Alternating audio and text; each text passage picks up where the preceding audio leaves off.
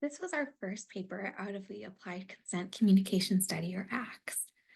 And one of the findings in here that I think was so interesting and that really led the way to the entire paper was qualitatively our students in both our autistic and non-autistic student group endorsed really positive attitudes towards explicit verbal consent.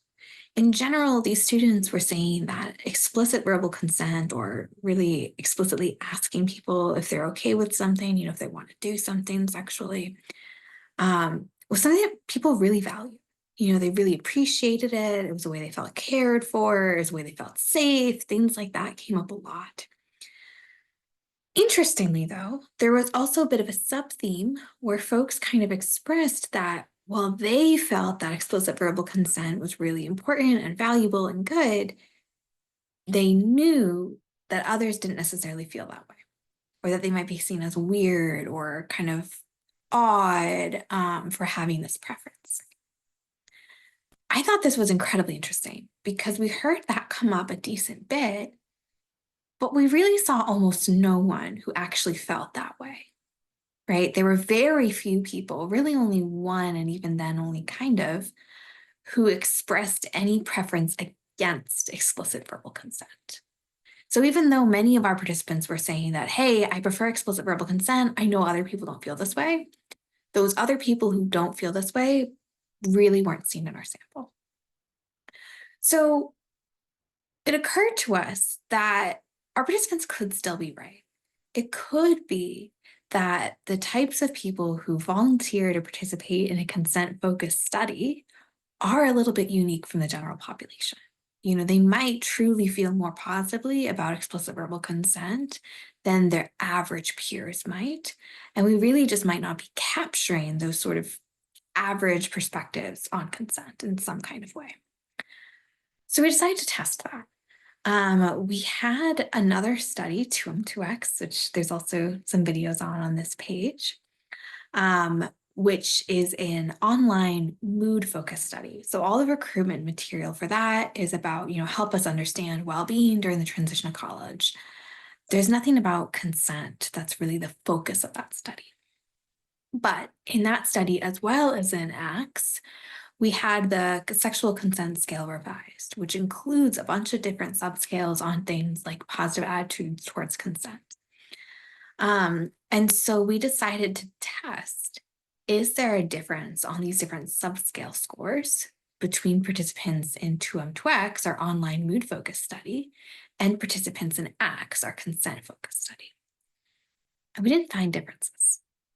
What we instead found was that in general, most people feel very, very positively towards consent, including very positively towards explicit verbal consent. And I think this is a really interesting finding, because what we see in our data is that folks are worried in some ways that other people might not react well to their preference for explicit verbal consent. And in some cases, participants described instances where this made them sort of hold back from asking for consent verbally. So we can imagine that that's a problem. And it's especially potentially a problem if it's not accurate.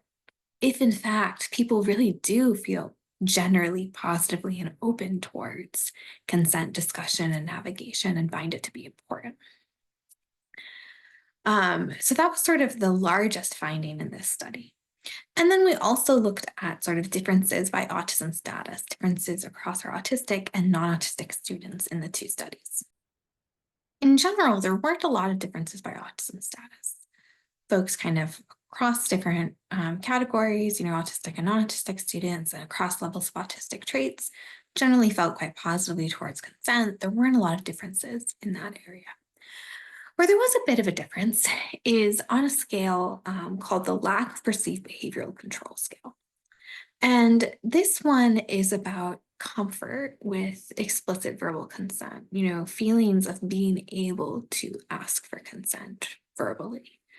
There were some differences there where autistic students seem to express more discomfort with having to sort of navigate that consent process and asking for explicit verbal consent.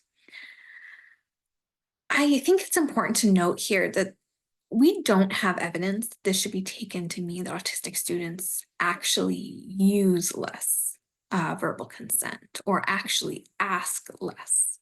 In fact, I think the contrary is likely true based on qualitative data. Autistic students still find explicit verbal consent to be incredibly important in our sample. And honestly, this finding may just really underscore how important our autistic students find it. Qualitatively, they're noting that it is essential, that is incredibly, incredibly important, that they rely on it heavily, despite quantitatively being a little bit less confident in it. If anything, this might just underscore how important it is if it's something that's difficult, uncomfortable, and still being done, still being expressed as valuable and important, etc. Otherwise, there were not a lot of differences by autism status in our current findings, especially on self-report measures. And again, there may be some variance in terms of actual consent behaviors that self-report measures on sort of beliefs and opinions just aren't capturing as well.